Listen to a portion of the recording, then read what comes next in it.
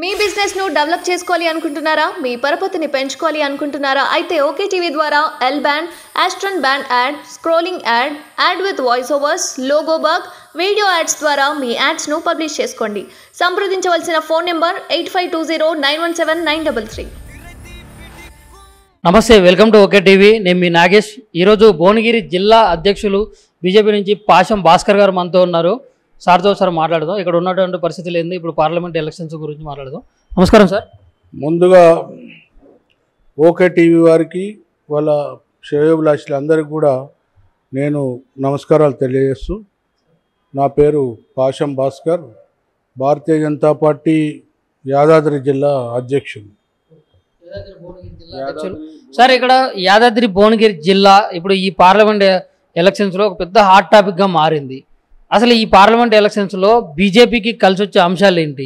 ఇక్కడ మన బీజేపీ నుంచి బూరా నరసింహగౌడ్ గారు, అండ్ ఇటు కాంగ్రెస్ నుంచి చూసుకున్నట్లయితే చామల కిరణ్ కుమార్ రెడ్డి గారు, అండ్ బీఆర్ఎస్ నుంచి చూసుకుంటే మన మల్లేష్ గారు, క్యాషం మల్లేష్ గారు ఇక్కడ బరిలోకి అయితే దిగుతూ ఉన్నారు.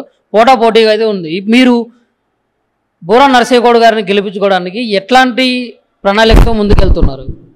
మేము భారతీయ జనతా పార్టీ అభ్యర్థిగా డాక్టర్ బూరా నరసింహ గారిని గెలిపించడం కోసం ప్రధాని నరేంద్ర మోడీ గారు చేస్తున్నటువంటి సంక్షేమ పథకాలు, ఆల్ ఇండియా ఇంటర్నేషనల్లో వచ్చినటువంటి భారతదేశానికి వచ్చినటువంటి కీర్తి ప్రతిష్టలను, తర్వాత మా జిల్లాకు సంబంధించి మాకు వచ్చినటువంటి అభివృద్ధి పథకాలను, రోడ్లు, త్రిబులారు, అటువంటి వాటిని, గ్రామాన కేంద్ర ప్రభుత్వం నుంచి వచ్చినటువంటి నిధులను ఎట్లా వివరించుకుంటూ మేము ప్రతి కార్యకర్త ఇప్పటికీ 2 సార్లు డోర్ టు డోర్ తట్టి ప్రజలను చైతన్యవంతం చేసి బూరా నరసింహగౌడ్ గారిని గెలిపించడం కోసం, 3వసారి నరేంద్ర మోడీని ప్రధాని చేయడం కోసం మా కార్యకర్తలు, లీడర్లు అందరూ కూడా అహర్నిశలు పనిచేస్తున్నారు. ఎట్టి పరిస్థితుల్లో బూరా నరసింహగౌడ్ గారు గెలుస్తారనే ధీమా మాకున్నది. మీరు చెప్పినట్లయితే ఇక్కడ బూరా నరసింహగౌడ్ గారు బీసీ అభ్యర్థి కాబట్టి ఎన్నో బీసీ ఓట్లు పడితే, ఇంకోటి ఏంటంటే కేంద్రంలో నరేంద్ర మోడీ గారిని చూసి ఎన్నో ఓట్లు పడతాయి. కాబట్టి ఇక్కడ ప్రజల మాట ఏంటంటే బూరా నరసింహగౌడ్ గారు గెలిచే అవకాశం లేదు. ఇక్కడ మన భువనగిరి అంటే మన కాంగ్రెస్ పార్టీకి కంచుకోట, కాంగ్రెస్ అభ్యర్థి ఇక్కడ గెలవబోతున్నాడు అని చెప్పేసి అంటున్నారు కదా. ఈ విషయాన్ని మీరు ఎట్లా తిప్పికొడతారు? కాంగ్రెస్ పార్టీ కంచుకోట అని ఎవరన్నారు? ఈ భువనగిరి శాసనసభలో ఈసారి కాంగ్రెస్ గెలిచింది. ఎన్నో ఏళ్ల నుంచి, సంవత్సరాల నుంచి కూడా కాంగ్రెస్ ఇక్కడ గెలవలేదు. ఆలేర్ల గెలవలేదు, ఇక్కడ గెలవలేదు. అక్కడ నల్గొండ నగరికల్ అట్లా గెలిచింది తప్ప ఇక్కడ మొదటి నుంచి కూడా టీడీపీ కానీ టీఆర్ఎస్ కానీ ఇట్లా బలంగా ప్రాంతీయ పార్టీలు వచ్చినాయి. మా పార్టీకి కూడా మొదటి నుంచి కూడా ఇంద్రసేన్ రెడ్డి గారు చేసినప్పుడు కూడా 2 lakhs ఓట్స్ మాకు వచ్చినాయి. ఎక్కడ కూడా ఎటువంటి వాతావరణం లేకుండా మాకు వచ్చినాయి. ఈసారి మాకు బాగా కలిసి వచ్చే అవకాశం ఏంటంటే నరేంద్ర మోడీ గారి ఇమేజ్, వారు చేస్తున్నటువంటి సంక్షేమ కార్యక్రమాలు, ఇంటర్నేషనల్లో చేస్తున్నటువంటి మన దేశానికి సంబంధించిన ఇంటర్నేషనల్ రిలేషన్షిప్స్ కానీ అట్లా మాకు సంబంధించి ఎయిమ్స్ దేవటం అనేది గొప్ప వరం. అది బడుగు బలహీన వర్గాలకు సంబంధించిన వాళ్ళందరూ కూడా ఒక గొప్ప వరము. కేంద్రీయ విద్యాలయం తీసుకొచ్చింది. ఎంఎంటీఎస్కు రాష్ట్ర ప్రభుత్వం ఇవ్వకున్నా కూడా ఎంఎంటీఎస్కు సెంట్రల్ గవర్నమెంట్ నిధులు ఇస్తానని కూడా మనకు సికింద్రాబాద్ వచ్చినప్పుడు మన ప్రియతమ నరేంద్ర మోడీ గారు హామీ ఇచ్చి అది కూడా పని ప్రారంభిస్తున్నారు.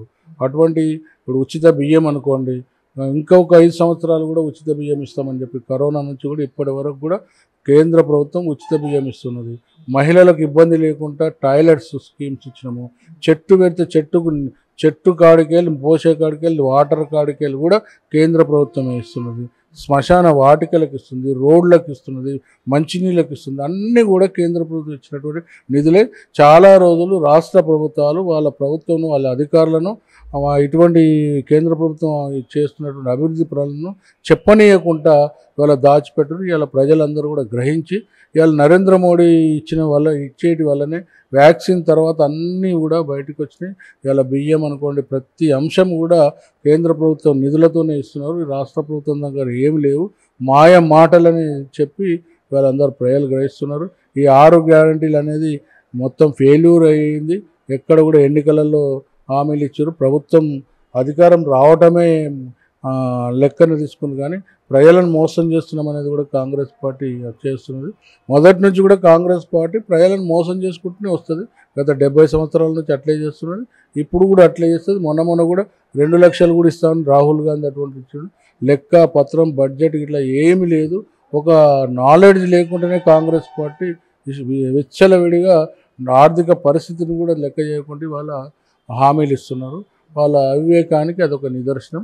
మా పార్టీ అభ్యర్థి ముఖ్యంగా గతంలో ఎంపీగా చేసినప్పుడు బాగా ఎయిమ్స్ కోసం తీవ్ర ప్రయత్నం చేసి ఎయిమ్స్ తీసుకురావటం, కేంద్రీయ విద్యాలయం తీసుకురావటం, పాస్పోర్ట్ ఆఫీస్ కూడా ఎక్కడెక్కడో పోయి హైదరాబాద్ వైపు రావాల్సిన అవసరం ఉంది. ఇక్కడ మాకే పాస్పోర్ట్ ఆఫీస్ పడ్డది. MMTS కోసం ప్రయత్నం చేసి, నేషనల్ హైవే కోసం ప్రయత్నం చేసింది.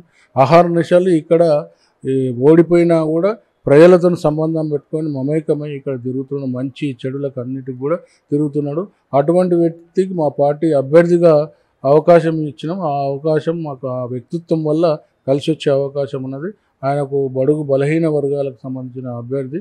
తర్వాత మన గౌరవనీయ ప్రధానమంత్రి నరేంద్ర మోడీ చేస్తున్నటువంటి సంక్షేమ కార్యక్రమాలు అవన్నీ కూడా మాకు కలిసి వచ్చే అవకాశాలు. కాంగ్రెస్ పార్టీ అభ్యర్థి కూడా ఎక్కడ కూడా ఆయన ఇంతవరకు కాంగ్రెస్ పార్టీ అభ్యర్థి వాళ్ళ సొంత ఊళ్ళో కూడా ఆయన గురించి తెలియని పరిస్థితి ఉన్నది. ఓట్లు కూడా మన బూర నరసింహ గౌడ్ గారికి పడతాయి అంటారా మీరు? తప్పకుండా పడతాయి, అన్ని కులాలు పడతాయి. ఈరోజు ప్రజలందరూ కూడా చేనేత కళాకారులు అందరూ కూడా ఇక్కడ పోచంపల్లి నుంచి పెట్టుకుంటే నల్గొండ మళ్ళీ తిరిగి రామన్నపేట దగ్గరకు వచ్చి స్వచ్ఛందంగా స్వాగతం పలికి మా ఓటు మీకే, మేము ఆ 3వసారి నరేంద్ర మోడీని ప్రధాని చేసేందుకు మిమ్మల్ని గెలిపిస్తామని ప్రతిజ్ఞ చేసి వెళ్ళిపోయింది. మన గత వారం రోజుల కింద ప్రోగ్రాం చేసి కూడా మేము చేస్తలేం, వాళ్ళే వచ్చి చేస్తున్నారు. మళ్ళీ రేపు ఆలే రోజులు కూడా ఇప్పటి వరకు ఒత్తిడి చేస్తున్నారు, మా దగ్గర రండి మేము సపోర్ట్ చేస్తామని. ఇవాళ ప్రతిజ్ఞ తీసుకొని ఇలా కళాకారులందరూ కూడా చేనేత కళాకారులందరూ కూడా మా దగ్గరకు వస్తున్నారు. గీత నేత మూత అందరూ కూడా మా అభ్యర్థికి మద్దతు ఇస్తానికి చేస్తున్నారు. ముఖ్యంగా ఏంటంటే ఈ విశ్వకర్మ యోజన వల్ల కూడా 18 కులాల వాళ్ళు చేతి వృత్తుల వారు కూడా ఇలా ఈ సంక్షేమ కార్యక్రమం మా కుటుంబాన్ని ఆదుకుంటున్నది నరేంద్ర మోడీ అనే ఉద్దేశంతోనే. దాంతోపాటు ఆ విశ్వకర్మ యోజనకు రాష్ట్ర కన్వీనర్గా కూడా మా అభ్యర్థి డాక్టర్ బూర నరసయ్య గారు ఉండటం, దానికోసం ఈ 18 కులాలు గ్రామంలో బలపడితే మనం ఒక ఆర్థిక పార్టీ బాగా బలపడుతుంది, గ్రామీణ స్థాయిలో పటిష్టవంతంగా పనిచేస్తుందని చెప్పి ఆ ఉద్దేశంతో వారు బాగా పనిచేసారు. అది మేము బాగా సక్సెస్ అయినాం. అందులో అందరూ కూడా సబ్బండ జాతులు కూడా ఇలా బూర నరసయ్య గౌడ్ గారు కేంద్రంలో ఉన్నట్టు భారతీయ జనతా పార్టీని నరేంద్ర మోడీని 3వసారి ప్రధాని చేయడం కోసం కమలం పువ్వు గుర్తు మీద ఓటేసి గెలిపించాలని ఒక దీక్ష తీసుకున్నారు. ఇప్పుడు ప్రజెంట్ చూసుకున్నట్లయితే మరి వెంకటరామరెడ్డి హయాంలోనే ఈ 5 సంవత్సరాల్లోనే అభివృద్ధి జరిగింది, నేను ఎంపీగా ఉండే ఇదంతా అభివృద్ధి చేసిన, గతంలో అభివృద్ధి ఏం జరగలేదని చెప్పేసి చెప్పుకుంటున్నారు కదా.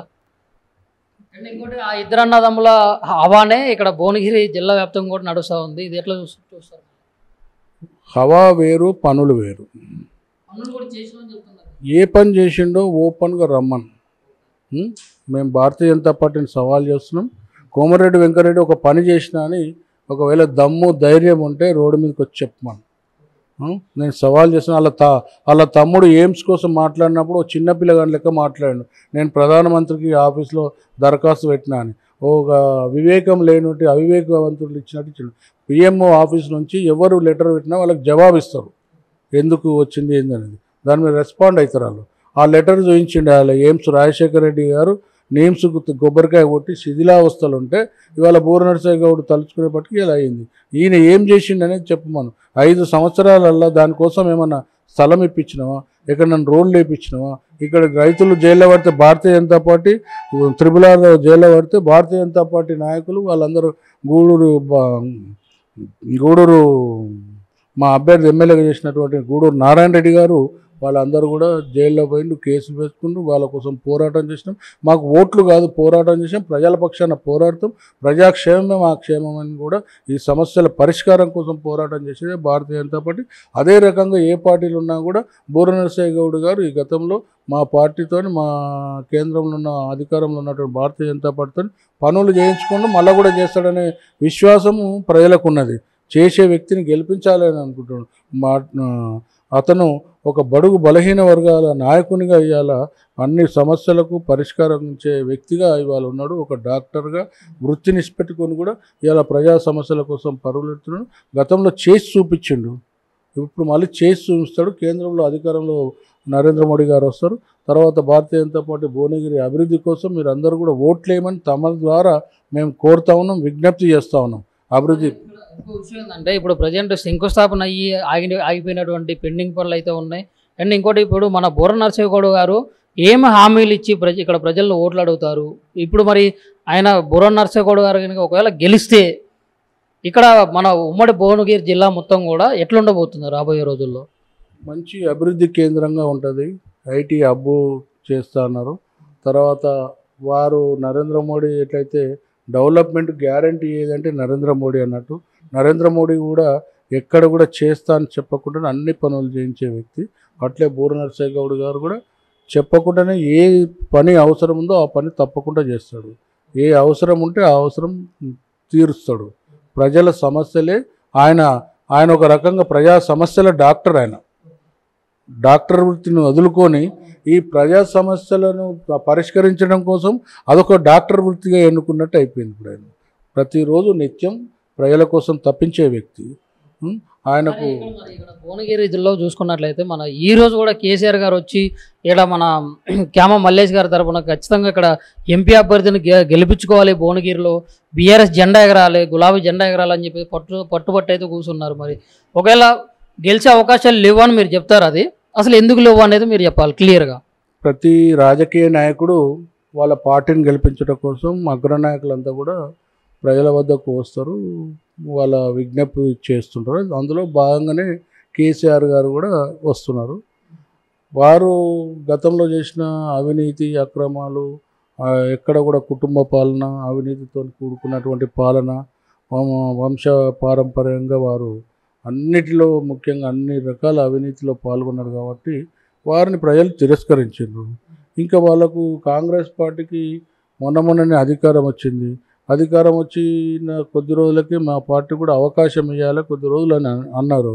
అన్నా కూడా లేని హామీలు మేము ఈరోజే ప్రారంభిస్తున్నాం, అది ప్రారంభిస్తున్నామని రేవంత్ రెడ్డి గారు కూడా అన్ని ప్రజలను భ్రమలో దించడం కోసం ఎన్నికలలో 15 ఆగస్టు వరకు మాకు టైం ఇవ్వండి, అప్పుడు ఖచ్చితంగా చేస్తామన్న ప్రమాణాలు కూడా చేసే పరిస్థితులు ఉన్నాయి. గెలిచిన తొలి సంతకమే రుణమాఫీ అన్నాడు. ఏమైంది? ఈ ఎన్నికల కంటే ముందే ఆయన ఇస్తా అన్నాడు.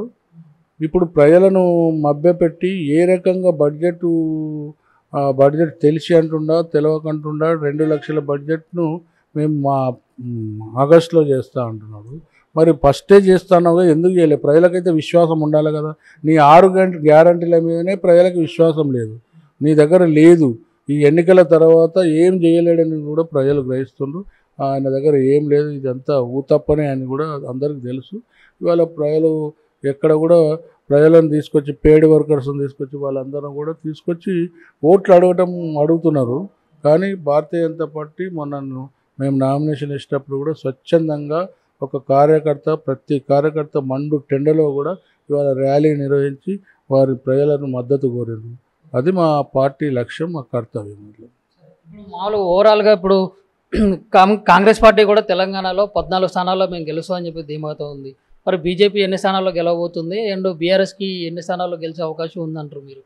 మేము భారతీయ జనతా పార్టీ పెద్ద నాయకులు అన్ని విషయాలు చెప్తారు.